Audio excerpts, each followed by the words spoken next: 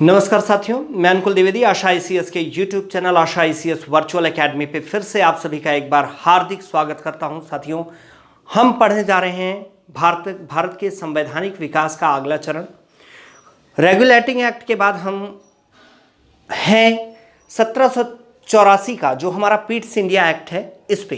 तो बेसिकली देखा जाए तो जो पीट्स इंडिया एक्ट है, इसके पहले और इसके बाद में दो छोटे छोटे एक्ट्स और आए। सबसे पहले पीट्स इंडिया एक्ट के पहले आया 1781 का 1781 का एक्ट, और पीट्स इंडिया एक्ट 1784 के बाद आया 1786 का एक्ट। और ये ये जो दो एक्ट्स हैं पीट्स इंडिया एक्ट के अलावा, उसके पहले वाला और उसके बाद वाला, बड़े छोटे छोटे एक्ट हैं। किताबों में कई बार इनका जिक्र किया भी होता है और कई बार नहीं भी किया होता है, लेकिन चूंकि हम बाकायदे क्लास कर रहे हैं गंभीरतापूर्वक, तो हम समझते हैं, हम और आप दोनों, कि यहाँ हर बिंदु पर प्रकाश डाला जाना आवश्यक है। वो बिंदु जो रिलेटेड हों, जो क्वेश्चन अप्रोच में आते हों। देखिए, महत्वपूर्ण ये भी है कि क्लास में हर वो चीज़ नहीं पढ़ाई जाती जो क्वेश्चन के अप्रोच से दूर का मैटर हो। क्वेश्चन के अप्रोच में जो चीज़ें आती हैं वो तो हमको देखना ही है, किताब में वो दी हो या ना दी हो। तो ये क्वेश्चन अप्रोच के अंदर आता है ये पार्ट, तो इस पे हम गौर कर रहे हैं। तो चलिए, इस प्रक्रम में हम सबसे पहले देखेंगे, इस सीक्वेंस में सबसे पहला कॉन्स्टिट्यूशनल डेवलपमेंट एक्ट जो आपका 1781 का एक्ट है। ठीक है, तो देखिए, बहुत सिंपल सी बात है। 1781 का जो एक्ट था, इसमें क्या किया गया, कोई बहुत महत्वपूर्ण चीज़ नहीं थी, लेकिन जो भी है वो क्या है, ध्यान देने योग्य है। तो इसके लिए थोड़ा मैं आपको बता दूं कि जो 1773 का रेगुलेटिंग एक्ट था, जहां कलकत्ता के गवर्नर को गवर्नर जनरल बना करके बंबई और मद्रास प्रेसिडेंसी के संबंध में भी नियम बनाने और उनके संबंध में निर्णय लेने का अधिकार दे दिया गया था, ठीक गवर्नर जनरल के उसी अधिकार को विस्तार देते हुए 1781 में गवर्नर जनरल को बंगाल, बिहार और उड़ीसा के संबंध में निर्णय लेने का अधिकार।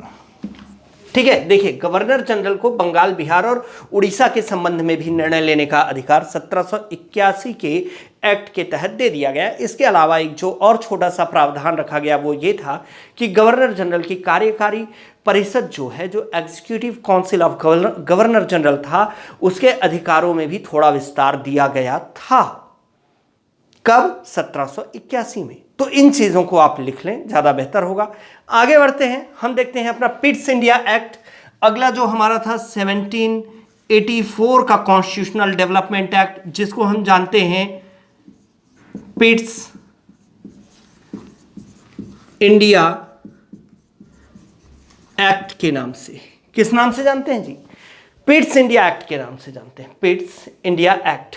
अब देखिए, इसमें क्या था ना, 1781 और 1784 के बीच में भी दो एक्ट आए थे, लेकिन वो लागू नहीं हुआ। एक था आपका डैंडेज एक्ट और एक था आपका फॉक्स इंडिया एक्ट। जो डैंडेज एक्ट है वो अप्रैल 1783 में आया था, और जो फॉक्स इंडिया एक्ट है वो नवंबर 1783 में आया था। मतलब आए दोनों एक ही साल में थे। आपका जो डैंडेज है वो अप्रैल में आया था, और फॉक्स इंडिया एक्ट जो है वो 1783 में नवंबर में आया था। दोनों लागू नहीं हुए, उनके बारे में जानना कोई ज़रूरी नहीं है। तो आगे बढ़ते हैं यहाँ पर, है ना। वैसे लिख लीजिएगा, जो भी यूपीएससी या नेट के लिए बैठे होंगे, तैयारी करते होंगे, उनके लिए आवश्यक है जानना, बाकी सीजी के लिए जानना आवश्यक नहीं है। ठीक है, अब यहाँ पर देख सकते हैं हम कि आपका जो पीट्स इंडिया एक्ट है, इसमें देखिए दो बड़े महत्वपूर्ण प्रावधान हुए। जिसमें पहले प्रावधान का हम जिक्र करते हुए आपको ये बताएं कि देखिए भाई साहब, इसमें हुआ क्या, कि कंपनी की जिम्मेदारियां जब भारत में बढ़ गईं, 1784 में जब कंपनी की जिम्मेदारियां भारत में बढ़ गईं, एक तरफ उसको व्यापार भी देखना पड़ गया, और अभी तक क्या था कि इसने बहुत सारा क्षेत्रफल भारत का जीत के अपने अधीन कर लिया था, बहुत सारे राज्यों को ये जीत चुका था। तो स्वाभाविक इसकी जिम्मेदारियां बढ़ी थी। जिम्मेदारियां जब बढ़ी तो ब्रिटिश ईस्ट इंडिया कंपनी के संबंध में नियम कौन बनाता था? देखिए, ब्रिटिश ईस्ट इंडिया कंपनी जो आपकी भारत में बैठी हुई थी, ब्रिटिश ईस्ट इंडिया कंपनी जो आपकी भारत में अपना काम कर रही थी, उसके संबंध में जितने भी रूल्स एंड रेगुलेशंस हैं वो बनते थे ब्रिटिश पार्लियामेंट में। उनकी अपनी संस्थाएं थीं, जैसे भारत में चल रही जो ब्रिटिश ईस्ट इंडिया कंपनी थी, उसके संबंध में जो भी रूल रेगुलेशंस बनते थे वो बनते थे आपके यहाँ पर हो गया आपका यूरोप, और यूरोप के यहाँ हो गया आपका ब्रिटेन।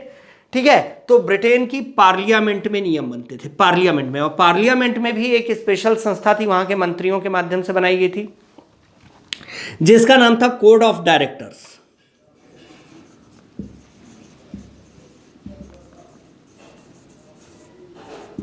मतलब निदेशक मंडल, निर्देशक मंडल। अब जो आपका निर्देशक मंडल है, ठीक है, इसका तो भाई सब जिम्मेदारी बढ़ गया, कार्य बढ़ गया। 1784 तक कंपनी का क्षेत्रफल काफी बढ़ गया था, कंपनी के दायित्व तो बहुत बढ़ गए थे, तो इन पे प्रेशर ज्यादा पड़ने लगा। तो 1784 के एक्ट, पिट्स इंडिया एक्ट में क्या किया कि कंपनी के जिम्मेदारियों को दो भाग में बांट दिया। ठीक है, कंपनी की जितनी भी रिस्पॉन्सिबिलिटीज थी उसको 2 पार्ट्स में सेपरेट किया गया। अब वो कौन कौन से थे देखिए। एक भाग में रखी गई कंपनी की केवल व्यापारिक जिम्मेदारियां। क्या रखा गया? एक भाग में केवल व्यापारिक नियम और उसकी जिम्मेदारियां रखी गई, और दूसरे भाग में रखा गया जो भी उसके एडमिनिस्ट्रेटिव और पॉलिटिकल रिस्पॉन्सिबिलिटीज थी, जो भी प्रशासनिक और उसकी राजनीतिक जिम्मेदारियां थी, वो दूसरे भाग में रखी गई। ठीक है, तो पहले से कोड ऑफ डायरेक्टर्स, निदेशक मंडल ब्रिटिश ईस्ट इंडिया कंपनी के व्यापारिक जिम्मेदारियों के संबंध में सारे निर्णय ले रही थी। कौन ले रही थी? निर्देशक मंडल, वहां की निर्देशक मंडल यानी कोड ऑफ डायरेक्टर्स सारे नियम ले रहा था, सारे नियम बना रहा था, सारी जिम्मेदारी निभा रहा था। तो इसको कंटिन्यू रखा गया कि ठीक है आप व्यापारिक नियम देखो, लेकिन इसके प्रशासनिक और राजनीतिक नियंत्रण के लिए, रेगुलेशन के लिए एक नई संस्था बनाई गई जिसे कहा गया नियंत्रक मंडल। 6 सदस्यीय, 6 मेंबर्स नियंत्रक मंडल, board of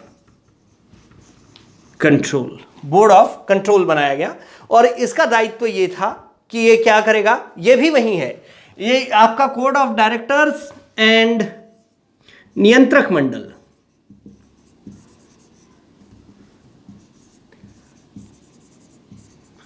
both are working from United Kingdom. दोनों कहां से काम कर रहे हैं? आपके ब्रिटेन से काम कर रहे हैं, लंदन से काम कर रहे हैं। लेकिन एक जो है निर्देशक मंडल, वो भारत में काम करने वाली ब्रिटिश ईस्ट इंडिया कंपनी के केवल व्यापारिक दायित्व के संबंध में जिम्मेदार है।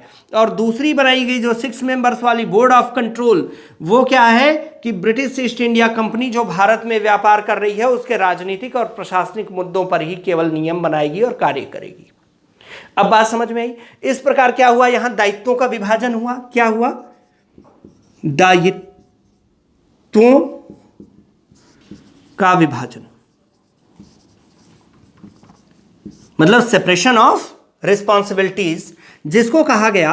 अब दायित्वों का विभाजन कितने भाग में हुआ? 2 भागों में हुआ, तो इसको कहा गया द्वैध प्रणाली।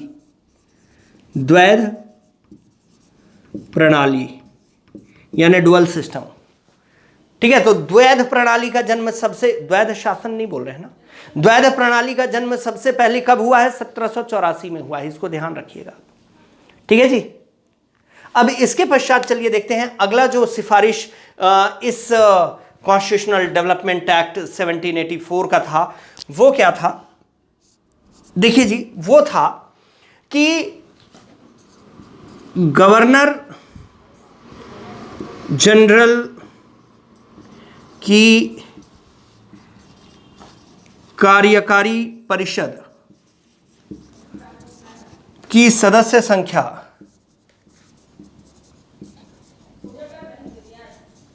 कमी, इनकी सदस्य संख्या में क्या की गई, कमी की गई। जहां पहले 1773 के एक्ट के तहत आपके 4 सदस्य होने थे, वहीं 1784 में क्या किया गया कि इन सदस्यों की संख्या कितनी कर दी गई, 3 कर दी गई। 1784 में कितनी कर दी गई कि 3 सदस्य ही गवर्नर जनरल की कार्यकारी परिषद में होंगे। तो सदस्य संख्या में क्या कर दी गई, कमी कर दी गई। इसके अलावा देखिए अगला जो आपका कॉन्स्टिट्यूशनल डेवलपमेंट एक्ट 1786 है, ठीक है, हालांकि इसके जगह बचे नहीं है, मैं थोड़ा यहां पर उसको बता देता हूं आपको, बना करके ये मिटका दे रहा हूं। तो आपका जो, इसको मैं मिटका दे रहा हूं यहां से,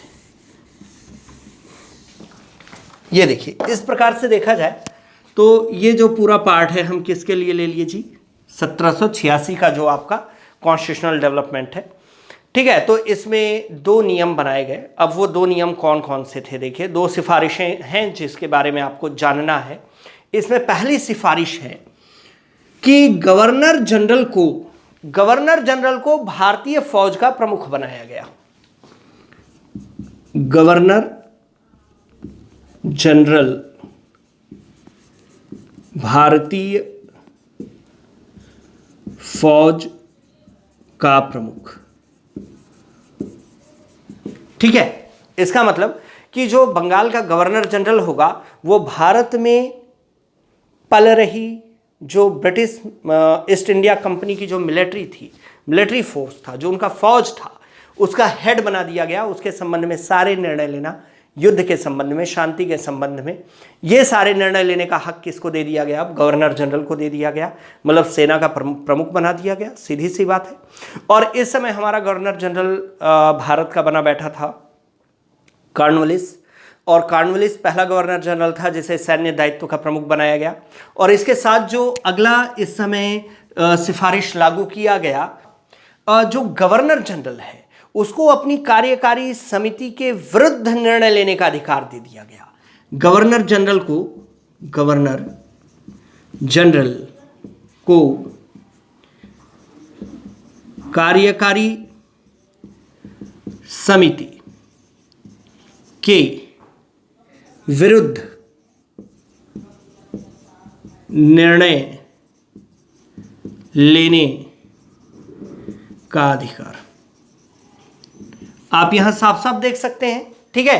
तो 1786 का जो अगला एक्ट है वो क्या है, दूसरा एक्ट, इसमें यह है कि गवर्नर जनरल अगर उचित चाहे अपनी जिम्मेदारियों को निभाते समय और कोई ऐसा मसला फंस जाए जिसमें इसकी कार्यकारी समिति का जो बहुमत है वो इसके अगेंस्ट हो, इसके विरुद्ध हो, और ये समझता हो कि नहीं ब्रिटिश ईस्ट इंडिया कंपनी के संबंध में जो मैं सोच रहा हूं वो ज़्यादा सही हो सकता है, तो ऐसी दशा में अपनी कार्यकारी समिति के बहुमत के विरुद्ध अपने निर्णय को लागू करने का अधिकार 1786 में 1786 में किसको मिल गया, गवर्नर जनरल को प्राप्त हो गया, ठीक है। तो चलिए ये था आपका 1786 तक का कॉन्स्टिट्यूशनल डेवलपमेंट एक्ट, और मिलते हैं अगले वीडियो में चार्टर एक्ट के साथ।